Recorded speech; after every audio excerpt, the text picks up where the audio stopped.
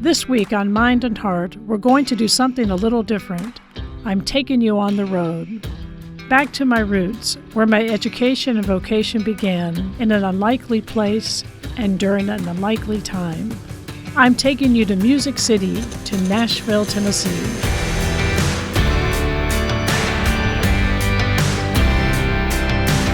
I'm Sister John Dominic, a foundress of the Dominican Sisters of Mary, Mother of the Eucharist.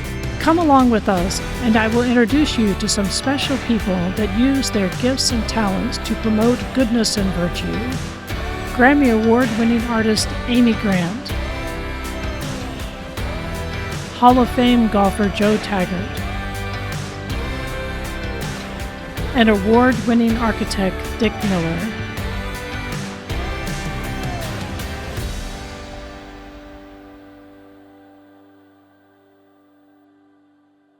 Welcome to Mind and Heart. In this episode, I'm once again in Nashville, Tennessee, and I have a very special guest with me that actually happens to be my stepfather, Joe Taggert. And Joe, I'd like for you to start by telling our listeners a little bit of background about yourself and how you started in your lifelong profession. Well, I was born in Ohio, actually, Chillicothe. And lived in Upper Peninsula of Michigan, up above where you are now, for 3 years in Escanaba when I was little. And then we moved to Kingsport, Tennessee, Upper East Tennessee. And I was crazy about baseball. My granddad played in the major leagues. He was a pretty good player. He played for the Pittsburgh Pirates and the Boston Braves. And so I grew up with a baseball in my hand, and we moved when I was 8. We moved to Kingsport when I was 8, I guess. And when I was about 10 or 11, we moved out to a new residential area, which was built around a golf course. And my dad played golf, I didn't. And this was back in the 50s, and one-car family. So to drive into town, which was a long ways, like 5 miles, that was a long ways back then. I to get in to play baseball with friends, I had to get my mother to drive me in there and then pick me up, etc. So one day I had some friends came by and they said, did I want to go play golf? And I'd caddied for my dad and I'd hit a shot here and a shot there, but I'd never played. And we walked across out of my yard over to the 12th tee and teed off on the 12th tee and played golf, and I almost beat them first time we played. And I thought, well, if I practice a little bit, I can beat them at this game too, because I could already hold my own in the other sports. And so I started playing golf so I could beat them. And once I started playing, all I wanted to do was go down to that golf course every day. And I'd play all day long, and my friends would come down and play in the morning. We'd tee off at 8 o'clock, play 18 holes. They'd go to the pool. I'd play 18 more holes, and they'd come back. Sometimes we played 9 more holes in the evening. So it was golf all day. So life hasn't changed for you then, has it? Hasn't changed at all.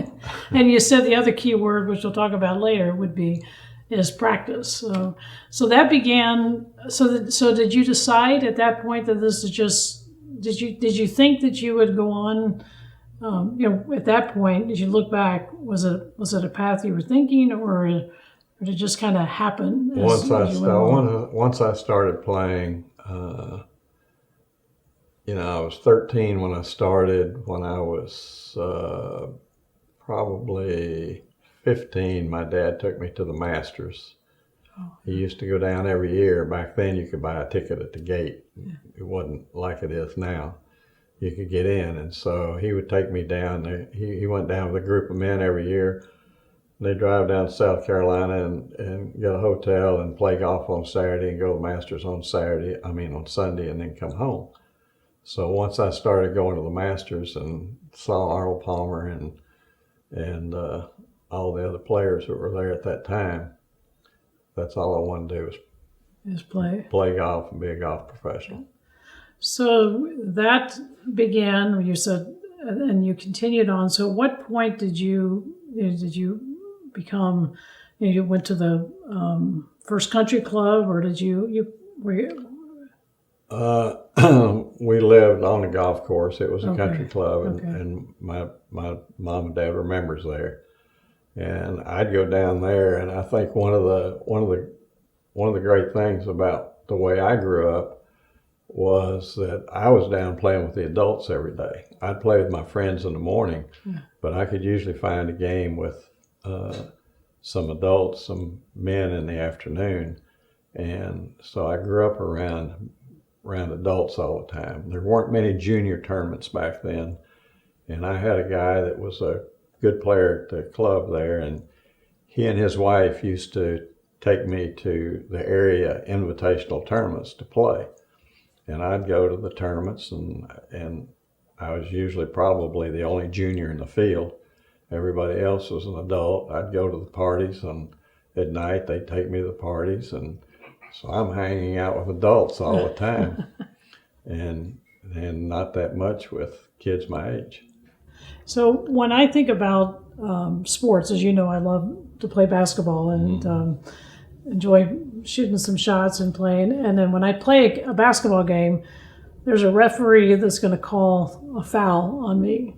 It's a little bit different than the game of golf because you don't have a referee out there blowing the whistle and calling a foul. And you and I have talked about this at different times. And as I know you as a person of great integrity and honesty and humility, it's really, shaped who you are. How do you think about golf and how it's different than all the other sports, and why it's so important really to get what it has to preserve and has to offer to? Well, I think there's no question that growing up around the game of golf and the quality of the people that I played with, the adults I played with, they all played by the rules, and you're expected to play by the rules and know the rules.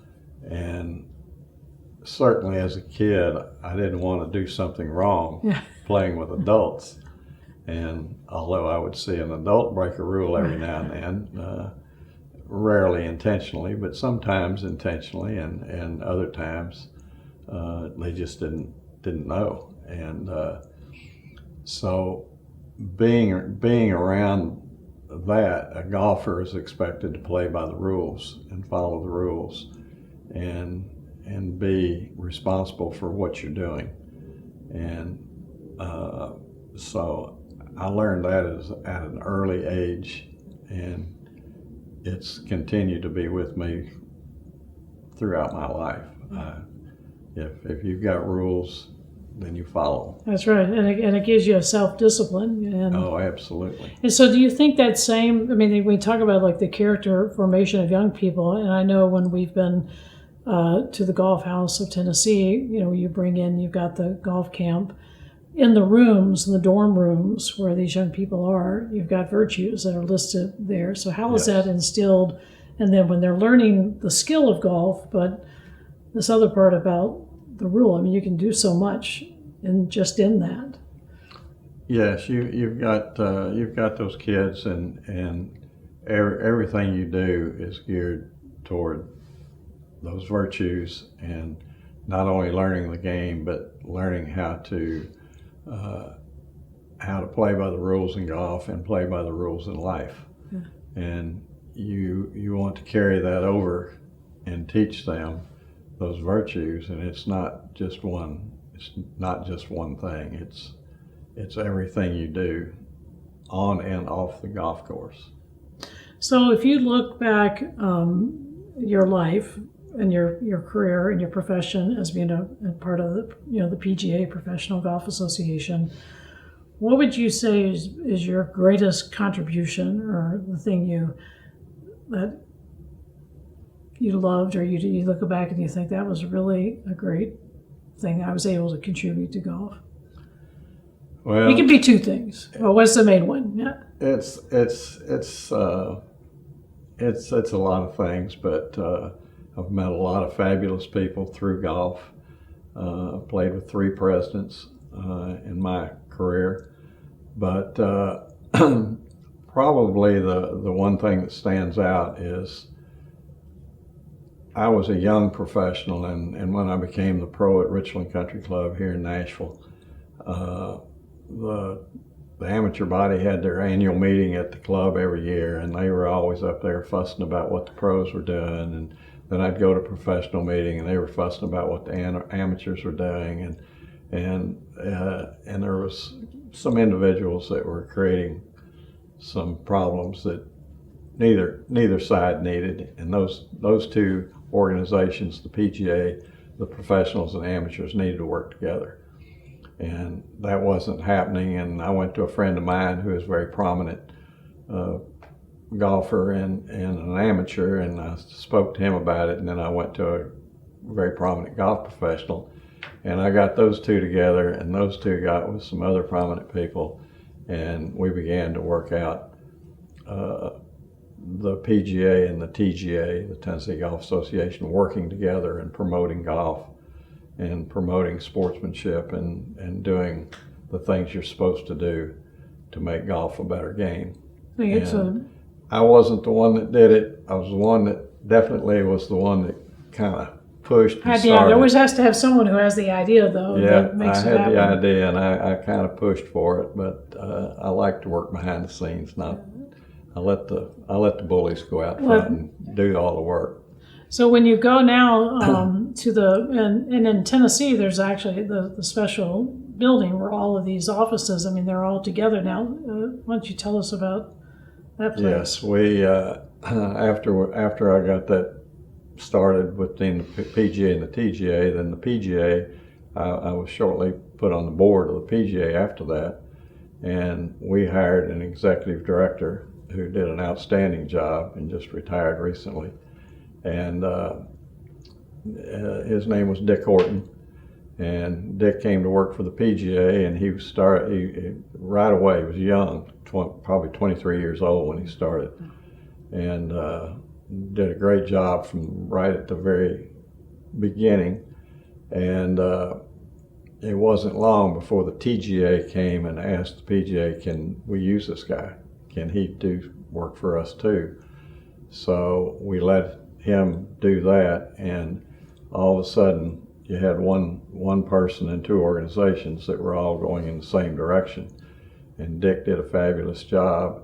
And then around 1990, then those 2 organizations formed the Tennessee Golf Foundation, and the foundation is a 501c3 tax-exempt corp that is instrumental in promoting golf, mostly junior golf, but all golf in the state of Tennessee, and it's been a fabulous run since then. And then all of these organizations come together, and it's in the Golf House of Tennessee. Yes, and the 3 organizations are all housed at what we call Golf House Tennessee, and they each have somebody over their organization, but the three organizations work together to promote golf in the state of Tennessee and make golf a better game. And I would say that's a huge, when you look about it, I can see why you would have that as the top of your list as an achievement, bringing everyone together, and now they're all under the same roof. I mean, sometimes that right. is almost like a miracle to bring all that together, but that's a skill in collaboration. But I think the other thing is that now, the other part I would bring up is that there is an annual golf tournament that Vince Gill is called the Vinny. And so what's the back, there's got to be a backroom story about that one, because you said yourself that you're always in the background trying to make things happen. So how did that start? Well, I was working at that time. I'd left my career as a golf professional at the club, and I had gone to work for the PGA and the TGA, and then of course the foundation started. So I was working for all 3 organizations, and Vince Gill, back when I was still a pro, Vince Gill and I played a lot of golf together, and Vince said if I ever, I had a reputation for running good golf tournaments, and Vince said, if I ever get popular enough to have my own golf tournament, he said, I want you to run it. And in probably 92, he came to me and said, I'm ready to do my own golf tournament. And so we started the Vinny, and I oversaw the Vinny for 23 years. Well, it's been a family affair because Yes. that's right. Your mom, my wife. I talked her into getting out of the music business. She was getting bored, I guess bored with that. And she wanted to do something else. And I said, well, why don't you go to work for the Vinny? And she said, I don't know anything about golf. I said, yeah, but you know about organizing things and getting things done. And I said, I know golf. You can do everything else. And so I got her involved the second year. Like a perfect storm. The second year of the Vinny, and then eventually she took it over, and she still reported to me, but she pretty much ran the tournament. Ran the for a thing, long right? time. And Yes. kept it going. Yeah, she did all the work. And so then the proceeds from that is what supports. Yes, I'm very proud of the fact that during the 23 years that I ran, that I was in charge of the Vinny made probably a little over $5 million in that time. I think now it's up to around 7 or 8 that they've made. And now all that's gone to junior golf and to promote golf in Tennessee, and they've put a lot of that money back so that they've got money in the future going forward. If all else fails, they've still got money to support golf in Tennessee. So if you look back from where you are now and you see that that's really when it was junior golf and you came in love with it. So does that kind of give you, I mean, how do you feel about that, knowing that you're able to kind of keep that legacy, or there may be another young boy or a young lady like you that can have that same experience? It's been a great experience, and when we first started the Vinny, it was strictly a fundraiser. I mean, it was for junior golf. The proceeds went to junior golf, but the tournament was played with adults, and somewhere along the line, Vince said we need to get the juniors involved, and I wasn't really for it in the beginning because we were already playing fivesomes, and if we add a junior, now we're playing sixsomes. And I thought, boy, that's a lot of players to have out there on that golf course in an event like this. And I was a little reluctant, but after about a year, he convinced me that we needed to do that and try it, and we did. And that was really I give Vince all the credit for that. And we added the juniors to the field, and that just took the tournament really to another level. All the players enjoyed playing with the juniors. The juniors enjoyed playing with the adults. It was good for the kids. It was good for the adults. It was good for everybody concerned. And everybody wins. Everybody wins. So at the beginning, you talked about practicing, and every time I'll call Mom and I'll say, "What's Joe up to?" or "Where's he going to go?"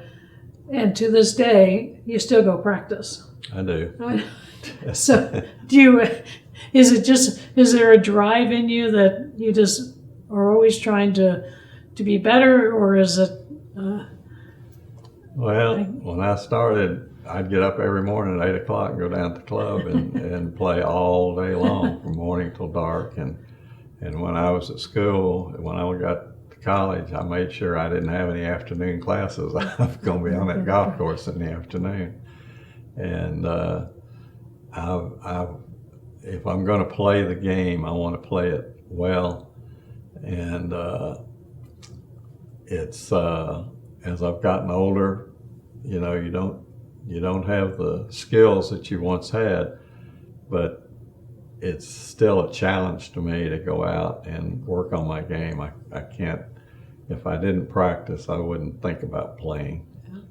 And I think that's the thing. I mean, I think that's a great life lesson too, is that in order, that we have to, everything, we never kind of perfect what we're doing. There's that constant, practicing and the patience and the perseverance. And yes. And I think that's, that you have to really love something in order, to be able to do it. So, is there anything else that you'd like to add, or something I didn't think about? No, it's been it's such a great game. You can play with kids, you can play with older people. I mean, I'm 77 years old and I'm still out there. I'm beating your grandchildren. I'm playing in a tournament in about 10 days from now. That I'll be playing with some juniors and older adults, and so you can play with anybody. But if I'm going to play, I want to play well. And so that's why I go practice. I mean, I went out this past Saturday and hit balls for 2.5 hours. That's right. Well, you're a great teacher, and I'm always grateful when you're on my team, because I may be natural, but I don't practice as much as I should. But you are a fabulous teacher. It takes a lot of practice. It takes a lot of practice. Yes. Well, Joe, thank you so much. Really, I've just always kind of heard this in the background, but it's great to be able to hear and pull together just the experience, the background with the golf house, how the Vinny got started, your experience, and somehow I missed it. I never knew that you lived in Michigan there for a little bit. So you are a Michigander. 3 years. So that's way up here. Way up there, where it's really cold. So yes. You're glad that you're now in the South. So, but it's such a fabulous game, and that you can play with. You can play with juniors, you can play with older people, and like I said, the people. You wouldn't believe the people that I could sit here and name that I've played with. Well, why don't you tell us a few? I've played with 3 presidents. I've played with 2 Bushes and a Ford. I've played with governors. I've played golf with several times with Clint Eastwood. I've played golf with. I've been around Arnold Palmer and Jack Nicklaus and spent a lot of time with them, especially Arnold. And I've played with governors, and I mean, the list goes on and on and on. And the people I've met and the people I've been around and been associated with has been a great thing in my life. Well, thank you for your dedication, your contribution, and all that you've done for golf in the state of Tennessee. And it really is. I remember being present when you were inducted to the Hall of Fame, and your experience and just who you are. I'm proud of you in a very special way. All of us are. And thank you for all that you've done. Thank you. Thanks. If you like this episode of the Mind and Heart podcast, I invite you to click on the next available podcast and continue to enrich your mind, heart, and soul.